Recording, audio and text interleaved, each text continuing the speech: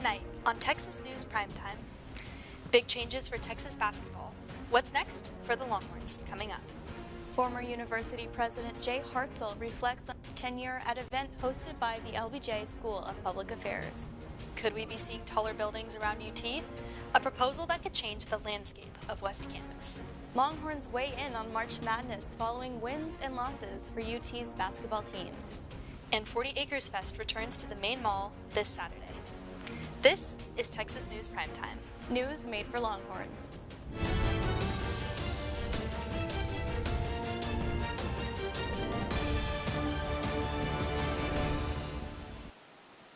Good evening for Monday, March 23rd. I'm Emmie Adams. And I'm McKenna Valentine. Thank you for joining us tonight. Former university president Jay Hartzell reflected on his time leading the university in an interview hosted by the LBJ School earlier this afternoon. During the event, Hartzell expressed regret for some events during his tenure, saying that as president he could have done a better job communicating to faculty during the protests, which led to the arrests of over 100 last April. Hartzell also emphasized his dedication to improving the university's standing and how it is perceived in regards to free speech. For more on Hartzell's remarks, including his thoughts on mask mandates, DEI at the university, and more, head on over to tstvnews.com for the full story later this week. Across campus, interim university president Jim Davis appeared at a presidential pop-up on Speedway earlier this morning. Students were able to take part in a meet and greet with Davis and were treated to free pretzels from Wetzel's Pretzels food truck. Davis was appointed Hartzell's successor last month, ending Hartzell's tenure several months earlier than anticipated. Davis has worked for the university since 2018, previously serving as the university's chief operating officer, and before that, the vice president of legal affairs. The chairman of the UT System Board of Regents announced Tuesday that none of the university's facilities would be used for drag shows. The ban came after the urging of Tarrant County Judge Tim O'Hare and was established just weeks after a similar policy was implemented at Texas A&M, which has since been sued by the university's Queer Empowerment Council. This morning, a federal judge sided with the council, allowing the school's drag show to continue as scheduled later this week. UT officials have not responded to requests or comments on how the ruling will affect UT's policy change. Senate Bill 37, which heavily affects higher education, heard public testimony last week in the Senate K-16 Education Committee. The bill greatly expands the power of public university governing boards, which for UT is the Board of Regents, allowing them to play a larger role in position appointments and in control over faculty councils and senates. At least 5 UT professors testified against the bill, many of whom are members of the American Association of University Professors and have been a part of the faculty council in the past. In a later section, the bill lists a performance goal of making efforts to ensure a variety of perspectives are represented among administration and faculty. Apparently, we agree that diversity is a good thing, despite what happened in 2023. However, the chilling effect and the threat of retribution implied in the section I discussed before will ensure that the university will only be safe for one kind of perspective, the one that the ruling party endorses. The bill has not yet left committee, and its companion bill in the House has not been assigned to a committee. Big changes could be coming to the skyline of West Campus if a recent city land proposal passes. The proposal would increase the height limit of buildings in West Campus to 600 feet, doubling the current limit of 300 feet. It would also increase the height limit of buildings between MLK Jr. Boulevard and West 28th Street. The proposal is an effort to promote more affordable housing options on campus, according to the Austin American-Statesman. Currently, the proposal is in the public feedback stage and will be reviewed by the Planning Commission before being sent to the City Council. The All In for Equality Coalition hosted a demonstration and advocacy day at the Texas Capitol Monday to rally against over 200 of what they say are anti-LGBTQ+ bills that have been proposed in the legislature. The annual day of advocacy drew Democratic legislators from both in and out of the LGBTQ caucus and heard testimony from local and statewide LGBTQ+ leaders. Wildfires blazed across Texas and other southern states throughout last week. A wildfire near Houston is believed to have started as a controlled burn on private property in Sam Houston National Forest. By Thursday afternoon, the fire burned about 3.7 miles worth of property and was only 20% contained. Nearly 900 homes were evacuated and nearby schools were closed. A structure fire also broke out last Friday in Cedar Park, promoting evacuations of nearby residences. It took place in Woodford Gardens off of Little Elm Trail, close to US 183. Homes were evacuated out of precaution, and Cedar Park PD announced on social media that the fire had been contained in an hour and 15 minutes after it began. The cause is unknown at this time. For months, Austin residents have complained about open fires, drug use, and trash buildup caused by a nearby homeless encampment. The city took action last week, taking only 2 days to clean up the area and relocate homeless individuals to a shelter nearby. Not all of the homeless accepted help, but the 25 individuals who did are now residing in a shelter. Many of them are also seeking additional substance abuse treatment. Those who did not move into the shelter are relocating to other areas, such as the woods or other encampments in the area. Incoming flights from Houston and Dallas to Austin Bergstrom International Airport were temporarily halted on Friday morning. Affected airports included the George Bush Intercontinental Airport, William P. Hobby Airport, Dallas Love Field, and DFW International Airport. The FAA cited staffing issues at Austin's airport as the reason for the temporary grounding. This is the third time in 3 years that a ground stop has been issued at ABIA, according to KUT News. Texas Representative Joanne Schaffner proposed a bill that suggests renaming Travis County's stretch of I-35 after President Trump. House Bill 5503 proposes that markers should be placed designating this portion of the interstate as President Donald J. Trump Highway. The signage would be funded by donations and private grants, but general maintenance of the road would still be the Texas Department of Transportation's responsibility. While it is too soon to tell whether or not this bill will pass, it would take effect in September 2025 if approved. Protests have continued outside Tesla showrooms nationwide. These protests are largely in response to Tesla CEO Elon Musk and his involvement in the Trump administration's Department of Government Efficiency. The Tesla takedown movement calls for people to sell their Teslas in stock in the company. While most protests have remained peaceful, there have been reports of vandalism to Tesla vehicles and showrooms.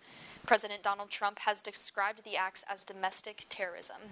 Here in Austin, where Tesla is headquartered, police say they found a suspicious device at a Tesla showroom earlier today. APD says the investigation is ongoing. 3 died and 15 were injured in New Mexico during a shooting that took place at a park on Friday. 4 suspects have been taken into custody in the ongoing investigation, with ages ranging from 15 to 20 years old. The shooting seems to have started after an altercation at an unsanctioned car show between 2 groups of people, according to Las Cruces Police Chief Jeremy Story. The victims that died have been revealed to be 16-year-old Andrew Madrid, 18-year-old Jason Gomez, and 19-year-old Dominic Estrada. Pope Francis was discharged from Rome's Gemelli Hospital yesterday after a 5-week stay due to life-threatening pneumonia. Greeted by hundreds of supporters gathered outside, the Pope expressed his gratitude by giving a thumbs up before his motorcade headed to St. Mary Major Basilica, where he often prays. The Pope will spend at least 2 months recovering at the Vatican under medical supervision, although he has recorded a message thanking well-wishers and has been honored with a Mass, celebrating the anniversary of his papacy during his hospital stay. When we come back, shakeups in Texas men's basketball and students weigh in on March Madness. And the live-action remake of Disney's Snow White hits theaters. Primetime will be right back.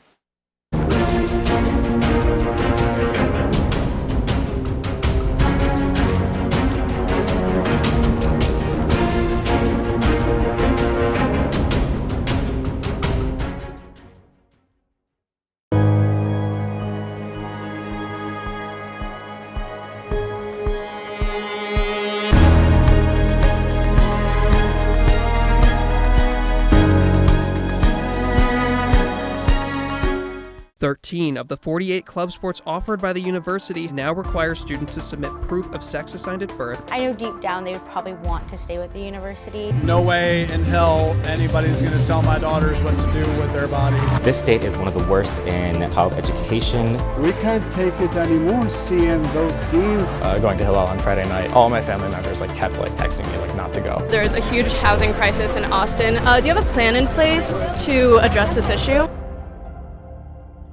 Determined to start your day well?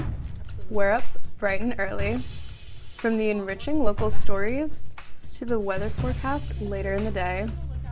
Rain or shine, At Good Morning Longhorns, we got you covered. Comprised of a studious reporting staff going lengths to get that scoop, and a talented technical team to enhance your screen visually.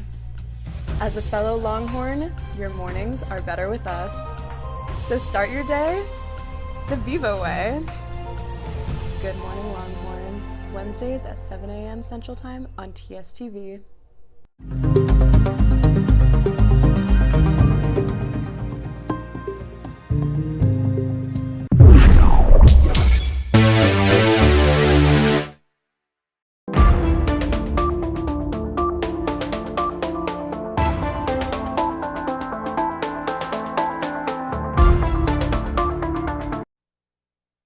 Welcome back to Primetime.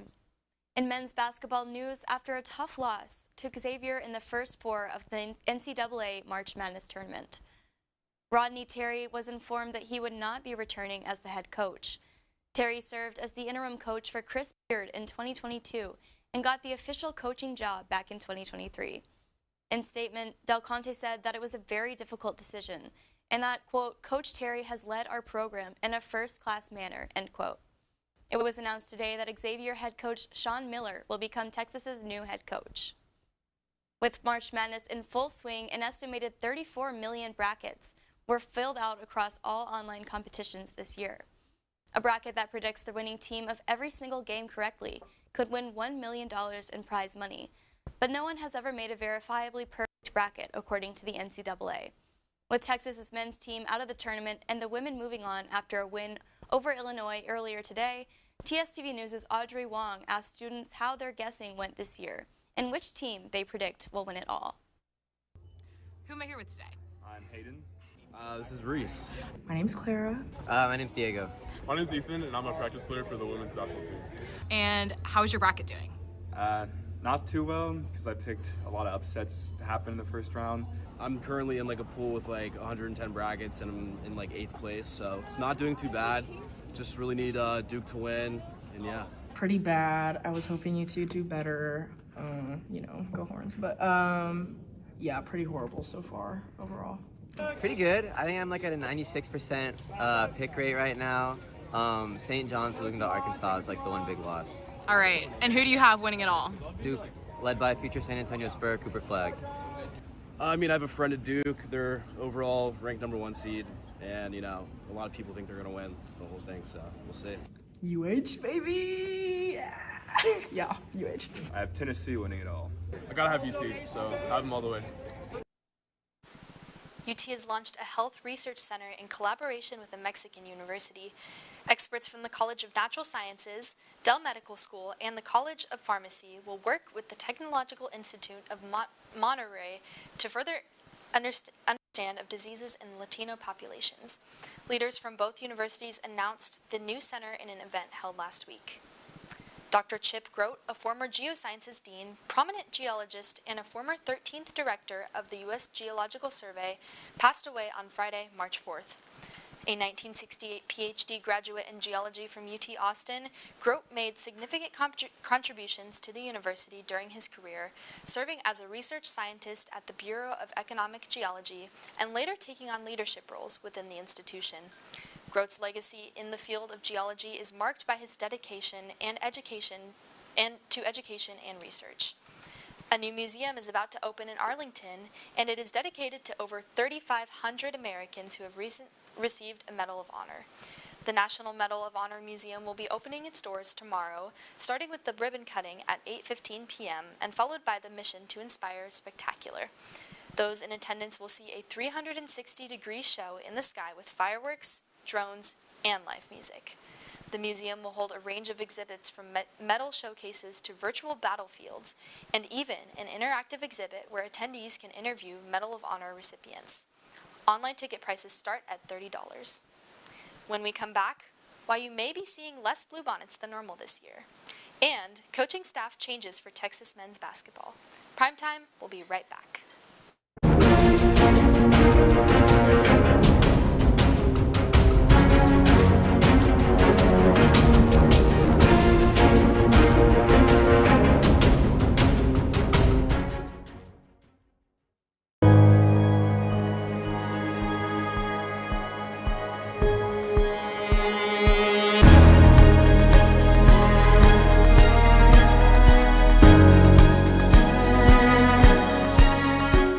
13 of the 48 club sports offered by the university now require students to submit proof of sex assigned at birth. I know deep down they would probably want to stay with the university. No way in hell anybody's going to tell my daughters what to do with their bodies. This state is one of the worst in child education. We can't take it anymore seeing those scenes.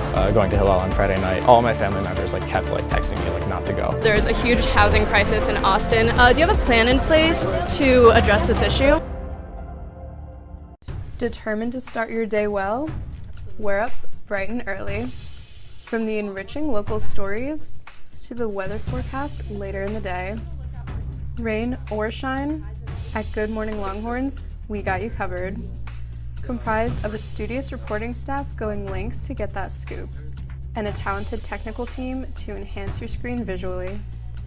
As a fellow Longhorn, your mornings are better with us. So start your day the Vivo way. Good Morning Longhorns, Wednesdays at 7 a.m. Central Time on TSTV.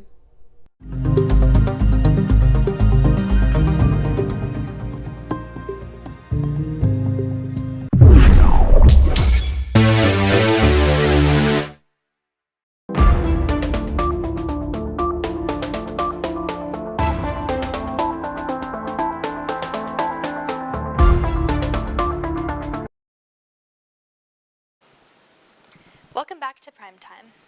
High temperatures and sunny skies ahead today. Anish Tiwari is here with all you need to know in this week's weather. How are you doing today, Anish? I'm doing well, McKenna, thank you. It's officially spring and Austinites won't need to wait long for the typical Austin spring sun. Tomorrow, expect sunny skies throughout the day with a high of 93 degrees and a low of 63 at night. The UV index will reach 9 out of 11, so make sure to have sunscreen on hand and enjoy the sunshine safely.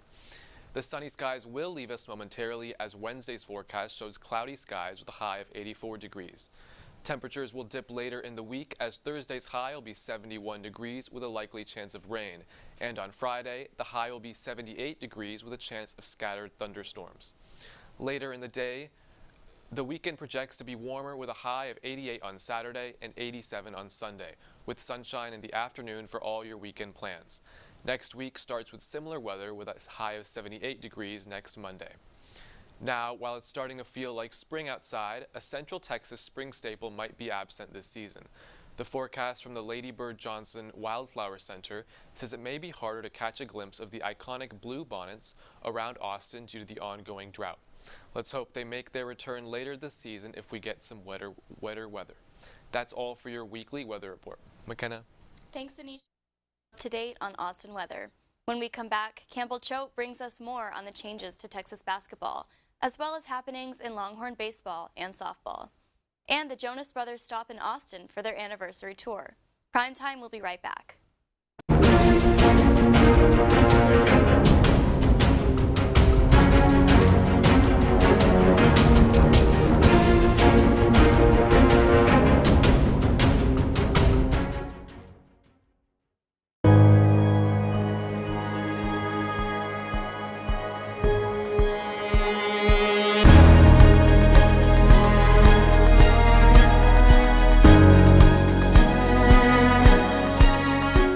Thirteen of the 48 club sports offered by the university now require students to submit proof of sex assigned at birth. I know deep down they would probably want to stay with the university. No way in hell anybody's going to tell my daughters what to do with their bodies. This state is one of the worst in child education. We can't take it anymore seeing those scenes. Going to Hillel on Friday night, all my family members kept texting me not to go. There's a huge housing crisis in Austin. Do you have a plan in place to address this issue? Determined to start your day well? We're up bright and early. From the enriching local stories to the weather forecast later in the day. Rain or shine, at Good Morning Longhorns, we got you covered. Comprised of a studious reporting staff going lengths to get that scoop, and a talented technical team to enhance your screen visually. As a fellow Longhorn, your mornings are better with us. So start your day the Vivo way. Good Morning Longhorns, Wednesdays at 7 a.m. Central Time on TSTV.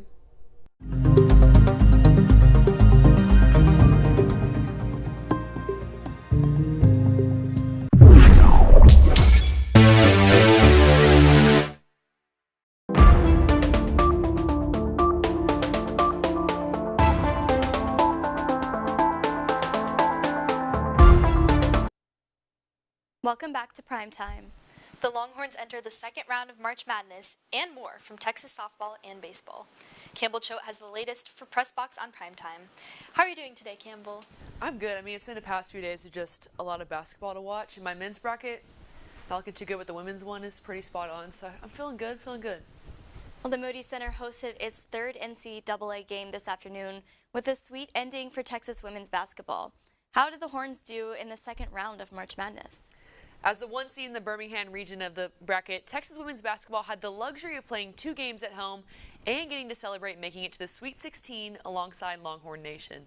Texas and Illinois traded 6 leads in the first quarter, but the Longhorns never trailed after a Taylor Jones basket with 52 seconds left in the first. Texas expanded their lead to 16 points in the second quarter, and the Fighting Illini never got closer than 15 points in the second half. Jacqueline Munatonda had a career high of 19 points, and Madison Booker put up 20 to secure the 65-48 win.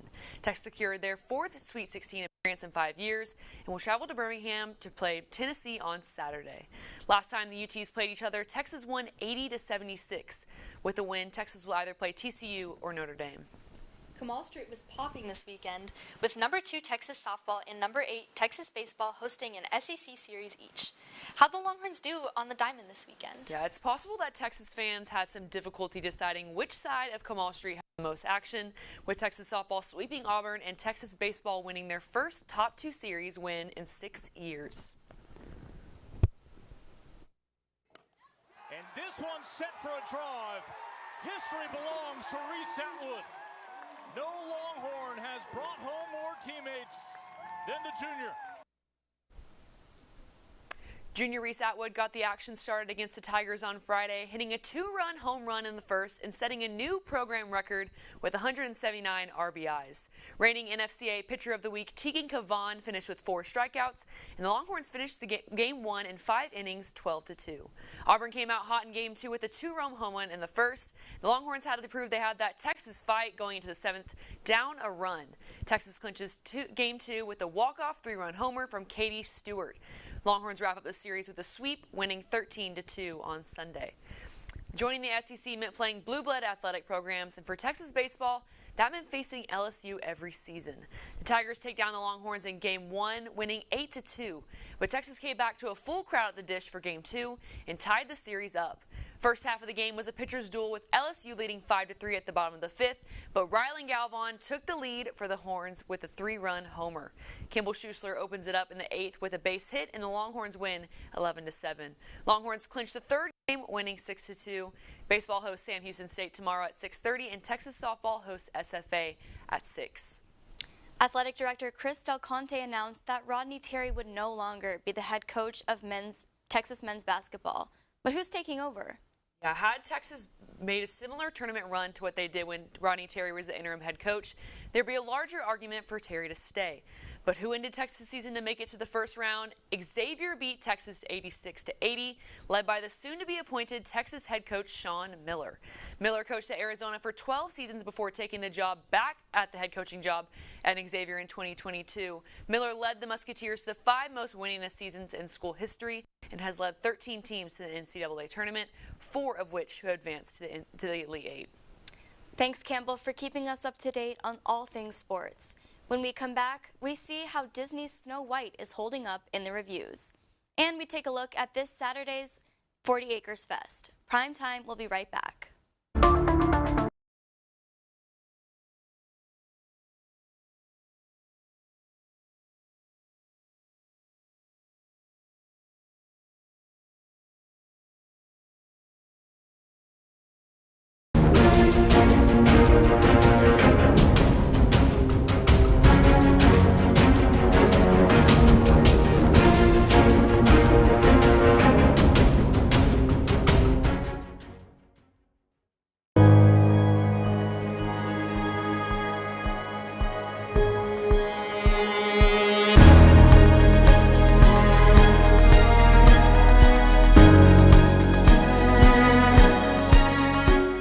13 of the 48 club sports offered by the university now require students to submit proof of sex assigned at birth. I know deep down they would probably want to stay with the university. No way in hell anybody's going to tell my daughters what to do with their bodies. This state is one of the worst in child education. We can't take it anymore seeing those scenes. Going to Hillel on Friday night, all my family members kept texting me not to go. There's a huge housing crisis in Austin. Do you have a plan in place to address this issue?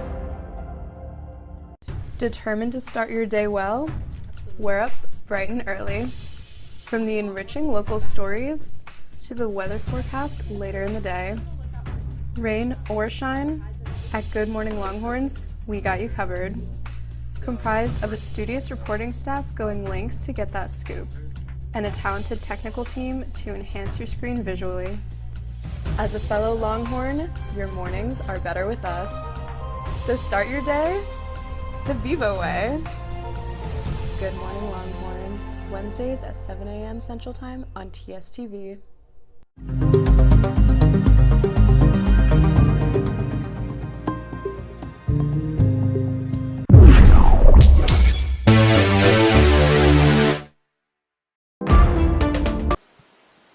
Welcome back to Primetime.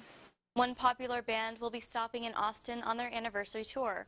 Audrey Itz is here to talk about what you need to know in music, movies, and more. How are you today, Audrey? I'm doing great. Thank you for having me. The Jonas Brothers announced their 20th anniversary tour earlier this week. The Jonas 20 Living the Dream Tour launches August 10th with 43 stops, including Austin.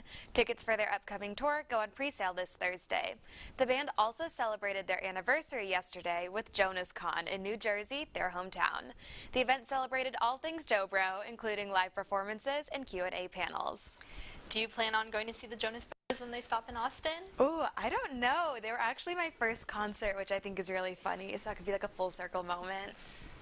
Disney's live-action Snow White hit theaters last week, a new take on the 1937 animated classic. The movie features Rachel Zegler as Snow White and Gal Gadot as the evil queen. The movie has had a slow first quarter at the box office and faces some controversy, such as racist backlash against Zegler and the use of CGI for the dwarfs and animals. Yet, many viewers appreciate the wholesome and uplifting reimagining of the Disney classic. What were your thoughts on the movie, or you have any hot takes? I thought it was really good. I saw it the first day it came out. I really love Rachel Zegler. She's so amazing. She's really talented. The 31st 40 Acres Fest returns to the main mall in front of the tower this Saturday, March 29th. From noon to 5:30, attendees can enjoy carnival food, games, and a local music lineup. Westfest, a weekend of social and philanthropic events hosted by UT's Interfraternity Council, also kicks off this weekend. While the events are not affiliated with UT, Campus E&E and UT IFC will host a headliner concert at 40 Acres Fest after the carnival concludes. The artist remains a surprise, but entrance is free for you and a guest with your UT ID. Are there any activities you're looking forward to doing, or any artists you're excited to see at Westfest? Oh, I don't know. I'm really curious about who's going to be headlining the 40 Acres Fest. I know the baby's going to be coming to campus, so that could be fun. Yes. That's your Monday briefing. I'm Emmie Adams. And I'm McKenna Valentine. From all of us at TSTV News, thank you for watching. Now go out and change your world.